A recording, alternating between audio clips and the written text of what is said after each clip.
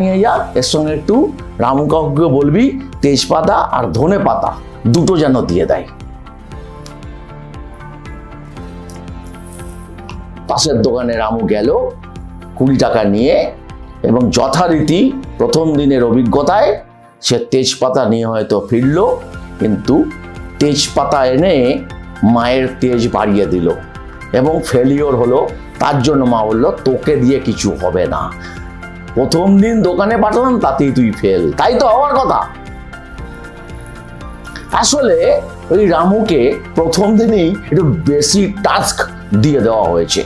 সেখানে উচিত ছিল রামুর প্রথম দিনের টাস্কটিকে একদম সহজ করে দেওয়া, সেটা হয়নি। এবং প্রথম দিন যে কাজটি করতে গেল রামু, তার জন্য একটা প্রণোদনার ব্যবস্থা করা উচিত ছিল। প্রণোদনা মানে একটা মোটিভেশনের, একটা তাকে উৎসাহিত করবার ব্যবস্থা ছিল।